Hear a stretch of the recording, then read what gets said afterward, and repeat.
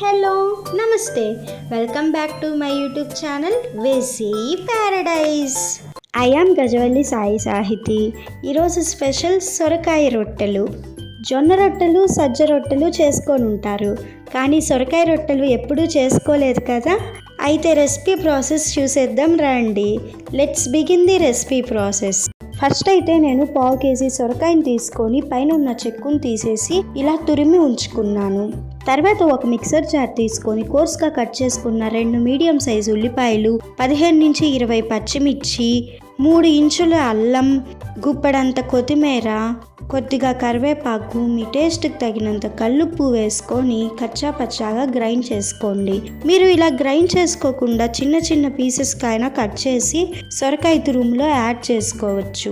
ఇప్పుడు ఒక ఎడల్పాటి బౌల్ తీసుకొని అందులో రెడీగా ఉన్న సొరకాయ తురుము, గ్రైండ్ చేసి ఉంచుకున్న పేస్ట్, బియ్యపిండి, 1 టేబుల్ స్పూన్ జీలకర్ర యాడ్ చేసుకొని బాగా మిక్స్ చేసుకోవాలి.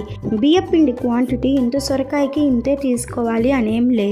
సొరకాయలో ఉన్న నీరుని బట్టి బియ్యపిండి క్వాంటిటీ చేంజ్ అవుతూ ఉంటుంది. పిండిని మిక్స్ చేసుకునేటప్పుడు ఏమాత్రం నీరుని యాడ్ చేసుకోకుండా సొరకాయలో ఉన్న నీరుతోటి ఎంత బియ్యపిండి అయితే కలుస్తుందో అంత పిండినే కొంచెం కొంచెం యాడ్ చేసుకుంటూ మిక్స్ చేసుకోవాలి.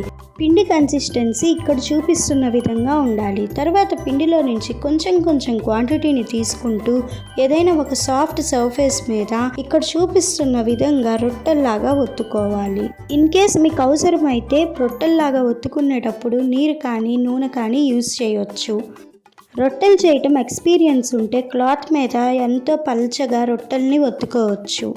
ఇప్పుడున్న బిజీ లైఫ్లో చాలామంది రొట్టెలు చేసుకోవటమే మర్చిపోతున్నారు. ఎంతో హెల్దీ అయిన ఈ రొట్టెల్ని అవాయిడ్ చేయటం ఎంతవరకు కరెక్ట్ అండి? అప్పుడప్పుడు ఈ హెల్దీ రెసిపీని ట్రై చేస్తూ ఉండండి. తర్వాత స్టవ్ మీద ఒక తవా పెట్టుకొని ఆయిల్ కానీ నెయ్యి కానీ గ్రీస్ చేసుకొని బాగా హీట్ అయిన తర్వాత రెడీగా ఉన్న రొట్టెని ఇక్కడ చూపిస్తున్న విధంగా వేసుకొని పైనుంచి మళ్ళీ నెయ్యి కానీ నూనె కానీ వేసుకొని లో టు మీడియం ఫ్లేమ్ మీద గోల్డెన్ బ్రౌన్ కలర్ వచ్చేంత వరకు రోస్ట్ చేసుకోవాలి.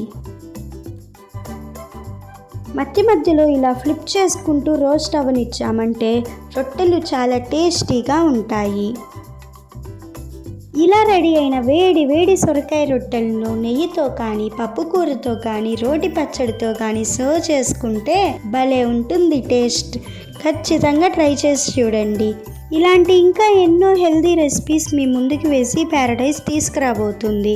అవన్నీ మిస్ అవ్వకుండా ఉండాలంటే సబ్స్క్రైబ్ చేసుకోండి. Stay tuned for more interesting recipes. Please do watch, like, share, comment and subscribe to my YouTube channel. Thank you for watching. Bye bye.